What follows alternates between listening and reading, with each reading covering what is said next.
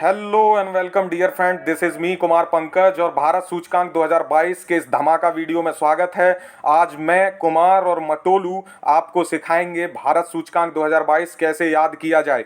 बहुत इंपॉर्टेंट ये वीडियो रहेगा किसी भी एग्जाम की आप तैयारी कर रहे हैं। इससे पहले मैंने बिहार के लिए टिल्लू की कहानी सुनाई थी जो कि आपको बहुत पसंद आई। तो ये बहुत अवेटेड वीडियो है भारत सूचकांक 2022 जिसमें हम ट्रिक के साथ याद करेंगे। मटोलू हेल्प करेगा हमारी। तो चलिए शुरू करते हैं बिना किसी देरी के। सबसे पहले आपको याद रखना है भारत में जलवायु का आतंकवाद बहुत है। ये सेम कहानी याद रखनी है। भारत में जलवायु का आतंकवाद है, ठीक है। फिर उसके बाद आगे क्या ध्यान रखना है कि मटोलू कहता है, मटोलू का अपना एक सिद्धांत है कि जहां जिस देश में प्रतिस्पर्धा बढ़ती है, ठीक है, जिस देश में प्रतिस्पर्धा बढ़ती है वहां बौद्धिक विकास होता है। मान लीजिए आप बीपीएससी की प्रिपरेशन कर रहे हैं और आप दो लोग हैं, तो आप दो लोग एक साथ जब पढ़ाई करते हैं तो आप में कंपटीशन होता है, प्रतिस्पर्धा बढ़ती है। फिर आपको पता चलता है कि कुछ चीज़ें आपने गलत पढ़ी हैं, कुछ चीज़ें सामने वाले ने, तो उससे क्या है, बौद्धिक विकास होता है। तो जिस देश में प्रतिस्पर्धा बढ़ेगी वहाँ बौद्धिक विकास होगा, और जिस लोकतंत्र में बौद्धिक विकास होगा उस लोकतंत्र में नवाचार होगा। तो यहाँ देश की जगह आप लोकतंत्र याद रखेंगे हर शब्द पे, कि जिस लोकतंत्र में प्रतिस्पर्धा बढ़ेगी वहां बौद्धिक विकास होगा, और जहां बौद्धिक विकास होगा वहां लोकतंत्र में नवाचार होगा, ठीक है। ये सिद्धांत है मटोलू का। इस सिद्धांत का उपयोग कैसे करेंगे मैं आपको बताऊंगा। अभी अगली बात क्या है, मटोलू कहता है कि यात्रा और पर्यटन करने से, यात्रा और पर्यटन करने से प्रतिभा का स्वास्थ्य जो है बेहतर रहता है। तो इसका सीधी सी बात ये क्या कह रहा है मटोलू, कि जो लोग यात्रा और पर्यटन करते हैं तो कौन कर रहा है, प्रतिभा कर रही है, उसका स्वास्थ्य बहुत अच्छा रहता है। तो आप जानते हो जो लोग घूमते फिरते रहते हैं, मस्त मौला रहते हैं, उनका स्वास्थ्य बेहतर रहता है।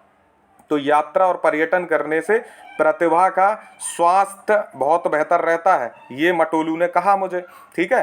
तो आप भी इस बात को याद रखेंगे कि यात्रा पर्यटन से प्रतिभा का स्वास्थ्य बेहतर रहता है। आपको लग रहा हो वीडियो स्लो है तो आप इसको 1.5 पे लगा के सुन सकते हैं, ठीक है, मैं धीरे ही पढ़ाऊंगा। फिर अगली बात है, मटोलू से मैंने पूछा कि हे मटोलू, खाद्य सुरक्षा भारत में कैसी है। अगली लाइन क्या है, मैंने कहा मटोलू भारत में खाद्य सुरक्षा कहती है कैसी है, तो मटोलू ने कहा हे कुमार, हे कुमार, हे पार्थ, खाद्य सुरक्षा की बात तो आप छोड़ ही दो, खाद्य सुरक्षा की बात तो आप छोड़ ही दो। भारत में रूल ऑफ लॉ ऐसा है कि रिश्वत दो, भ्रष्टाचार करो और पासपोर्ट ले लो, ठीक है। मैंने कहा ये क्या बात हुई। वो मुझसे बोला मटोलू कि हे कुमार, भारत में खाद्य सुरक्षा की बात तो आप छोड़ ही दो, रूल ऑफ लॉ ऐसा है कि रिश्वत दो, भ्रष्टाचार करो और पासपोर्ट ले लो। मैंने कहा वाह मटोलू, बड़ी अच्छी बात कही तुमने। तो मटोलू बोला मेरा टाइम हो गया खाने का, मैं तो भुखमरी से मरा जा रहा हूँ, मैं जा रहा हूँ खाना खाने। पासपोर्ट दिलवा के भुखमरी का शिकार हो गया, भुक्कड़ है ना, पेटू है, देखा आपने। तो फिर ये खाना खाने चला गया, फिर दोबारा आया। मैंने कहा मटोलू मेरी हेल्प करो, एसडीजी की लिस्ट बनानी है। तो मटोलू ने एसडीजी की लिस्ट तैयार की है। तो मटोलू की एसडीजी की लिस्ट आप देखेंगे, उसमें उसने सिद्धांत का प्रतिपादन किया। तो मटोलू की एसडीजी की लिस्ट के अनुसार युवाओं का आर्थिक विकास होगा, जहाँ पे युवाओं का आर्थिक विकास होगा तो उससे मानव विकास होगा।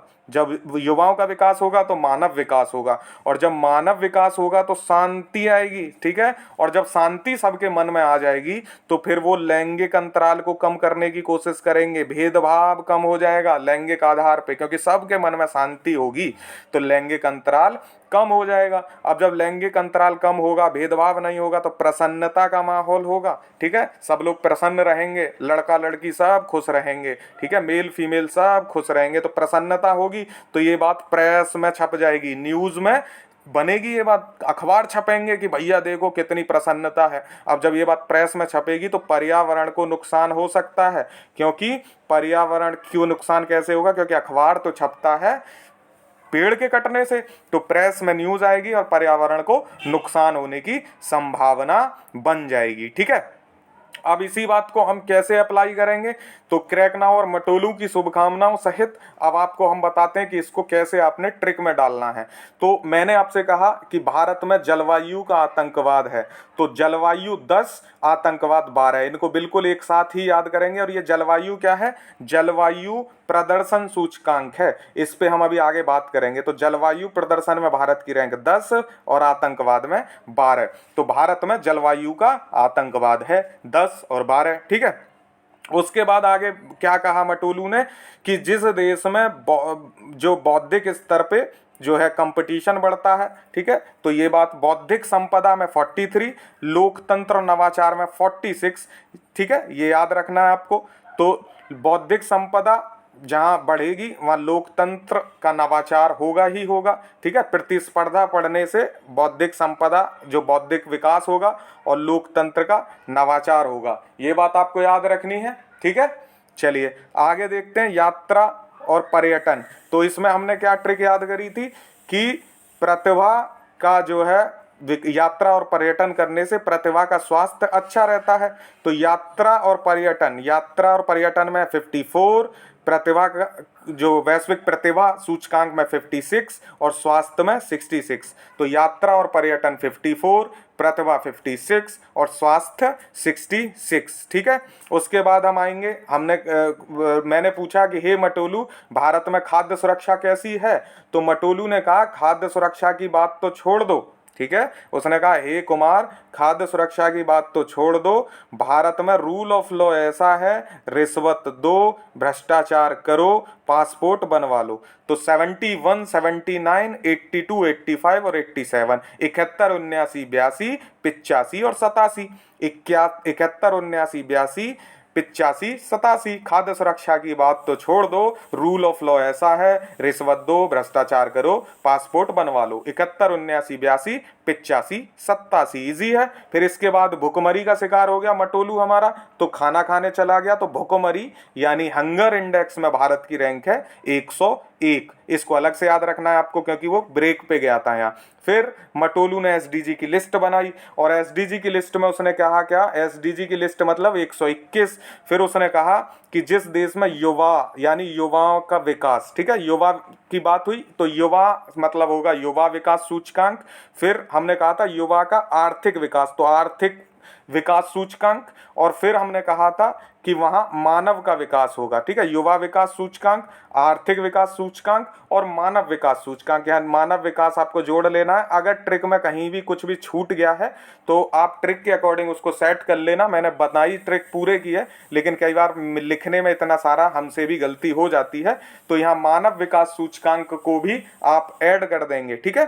तो युवा एसडीजी में युवा का विकास होगा, आर्थिक विकास होगा, फिर मानव का विकास होगा। और जब मानव का विकास होगा वहाँ शांति आएगी और लैंगिक अंतराल जो है कम हो जाएगा, लैंगिक अंतराल की बात नहीं होगी। इन दोनों में 135 है। फिर हमने कहा जब लैंगिक अंतराल की बात खत्म हो जाएगी तो प्रसन्नता आएगी, ठीक है, और प्रसन्नता आने से बात प्रेस में छपेगी और प्रेस में छपने से पर्यावरण में जो है ये बात नुकसानदायक हो जाएगी क्योंकि पेड़ कटने लगेंगे। तो प्रसन्नता 136, प्रेस 150 और पर्यावरण 180। ये जो है ये सारी रैंकिंग है 2022 तक की जो अपडेट है। आज मैं वीडियो रिकॉर्ड कर रहा हूँ सितंबर 25 को, अब तक की रिपोर्टेड अपडेटेड है। अब हम एक चीज अब देख लेते हैं, कई बार पूछ लेता है कि किस में किस देश की कौन सी रैंक है। तो जलवायु जोखिम को मैंने यहाँ पे ऐड कर दिया है कि 7th रैंक है। कुछ लोग इसको लेके कंफ्यूज हो सकते थे, लेकिन मैंने जो जलवायु प्रदर्शन की बात की, क्वेश्चन प्रदर्शन से बनता है, तो जलवायु जोखिम में रैंक है 7th, जो कि मोजाम्बिक इस पे सबसे ज्यादा जोखिम भरा देश है। हम बात करेंगे जलवायु प्रदर्शन सूचकांक की, इसमें भारत की रैंक 10 है। 4th पे डेनमार्क है, ये पहले 3 स्थान खाली हैं। और इसको जारी कौन करता है, तो जर्मन वॉच इसको जारी करता है। ये दोनों याद रखने, जलवायु जोखिम को भी जर्मन वॉच और जलवायु परिवर्तन प्रदर्शन सूचकांक को भी जर्मन वॉच जारी करता है। आपको याद रखना है भारत 10 और 4th पे है डेनमार्क, पहले 3 स्थान खाली हैं। फिर आता है आतंकवाद। तो वैश्विक आतंकवाद सूचकांक में मैंने बताया भारत को 12वीं रैंक। अफगानिस्तान सबसे ज्यादा प्रभावित देश है आतंकवाद से। उसके बाद आता है बौद्धिक संपदा सूचकांक, हमने कहा था बौद्धिक विकास होगा, ठीक है। तो बौद्धिक विकास में 43 रैंक है और यूएसए इस पे टॉप पे है, सबसे ज्यादा बौद्धिक विकास यहाँ होता है। उसके बाद आता है लोकतंत्र और नवाचार, तो दोनों में 46 रैंक है। और लोकतंत्र और नवाचार को याद रखना है, लोकतंत्र को EIU जारी करता है, इंटेलिजेंस यूनिट, ठीक है, यूरोपियन इंटेलिजेंस यूनिट EIU, और नवाचार को जारी करता है वीपो, ठीक है, वर्ल्ड इंटरनेशनल प्रॉपर्टी ऑर्गेनाइजेशन, ठीक है। तो ये वीपो आप इसको ऐसे ही याद रखेंगे। इसमें लोकतंत्र में नॉर्वे शीर्ष पे है और नवाचार में स्विट्जरलैंड शीर्ष पे है, ये बात भी आप याद रख सकते हैं। अगला महत्वपूर्ण है यात्रा और पर्यटन। इसमें मैंने बताया था ट्रिक के माध्यम से आप उपयोग करेंगे कि यात्रा और पर्यटन करने से प्रतिभा का स्वास्थ्य बेहतर रहता है। तो यात्रा में 54 और जापान इस पे शीर्ष पे है, वो इसको WEF जारी करता है, ठीक है। और प्रतिभा में 56, इसमें स्विट्जरलैंड टॉप पे है, इसको IMD जारी करता है। जो येलो हैं उनको तो आपको याद करके जाना है, वो इंपॉर्टेंट है कि कौन जारी करता है, जो येलो से लिखे हैं। स्वास्थ्य सूचकांक में USA जो है शीर्ष पे है, भारत की 66वीं रैंक है, ठीक है। इसमें कौन जारी करता है इसको छोड़ सकते हो, US चैम्बर्स ऑफ कॉमर्स इसको वैसे जारी करता है। खाद्य सुरक्षा 71 भारत की है। ये जितने भी ये वाले हैं खाद्य सुरक्षा, रूल ऑफ लॉ, इसमें से जो येलो किए हुए हैं उनको जरूर याद रखना है। तो खाद्य सुरक्षा 71 भारत, आयरलैंड शीर्ष पे, इकोनॉमिक इम्पैक्ट इसको जारी करता है। रूल ऑफ लॉ में भारत 79, डेनमार्क शीर्ष पे है, और डेनमार्क लगातार आपको दिखेगा जो ये इससे जो रूल ऑफ लॉ, चाहे तो रिश्वत चाहे तो भ्रष्टाचार, इनमें तीनों में ही डेनमार्क शीर्ष पे है, ये आप याद रख सकते हैं। और भारत की रैंक मैंने आपको बताई दी है। और जो रिश्वत जोखिम सूचकांक है इसको ट्रेस इंटरनेशनल जारी करता है। भ्रष्टाचार को ट्रांसपेरेंसी इंटरनेशनल जो है इंस्टीट्यूशन जारी करता है, ठीक है। अब आ जाते हैं हम पासपोर्ट पे। पासपोर्ट में 87 रैंक इंडिया की है, जापान शीर्ष पे है, और इसको हेनले एंड जो कंपनी है वो जारी करती है, ठीक है, हेनले एंड पार्टनर्स। भुखमरी 101 भारत की रैंक है, 18 देश इसमें शीर्ष पे हैं, तो इसमें नाम नहीं पूछेगा, भारत की रैंक ही पूछेगा। कंसर्न वर्ल्ड वाइड एंड हेयर थुंगर हिल्फ जो है वो इसको जारी करता है। कंसर्न वर्ल्ड वाइड आप याद रखेंगे, काम हो जाएगा। SDG में भारत की 121 है, फिनलैंड इस पे शीर्ष पे है, UNSSDN इसको जारी करता है, ठीक है। उसके बाद युवा विकास इतना इंपॉर्टेंट नहीं है, छोड़ सकते हैं।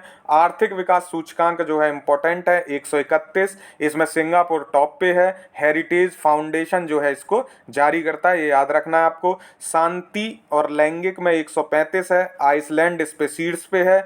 इकोनॉमिक पीस जो है जारी करता है शांति सूचकांक को, बहुत इंपॉर्टेंट है, याद रखना है, इकोनॉमिक एंड पीस ऑर्गेनाइजेशन है। और लैंगिक अंतराल को WEF जारी करता है, ठीक है, वर्ल्ड इकोनॉमिक फोरम। ई का मतलब होता है वर्ल्ड इकोनॉमिक फोरम यानी विश्व आर्थिक मंच, और जिन रिपोर्ट को विश्व आर्थिक मंच जारी करता है या इकोनॉमिक एंड पीस जारी करता है वो महत्वपूर्ण होती हैं। तीसरा UNSSDN जिसको जारी करता है ये भी महत्वपूर्ण होती है, ठीक है। तो जिनमें ये तीन दिखे उनको तो याद करना ही है, बाकी आपको प्रीवियस ईयर का एक्सपीरियंस होगा ही।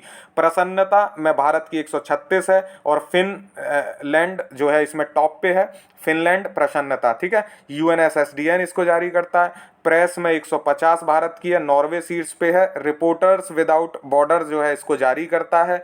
और लास्ट बट नॉट लीस्ट पर्यावरण जो है बहुत महत्वपूर्ण हो गया, क्योंकि इसमें पर्यावरण प्रदर्शन सूचकांक में 180 भारत को अंतिम रैंक इसमें प्रदान की है।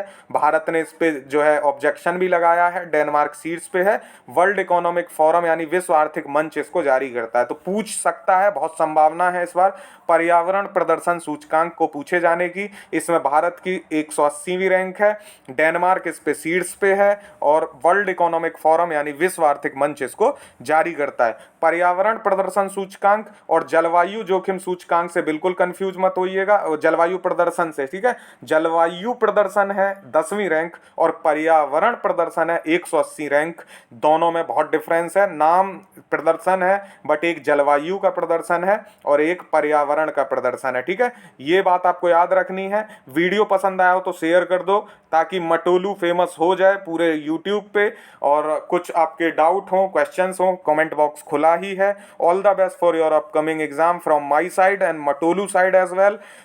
झंडे गाड़ के आओ, पढ़ते रहो। All the best. Thank you so much for watching crack now. Have a good day. जय हिंद।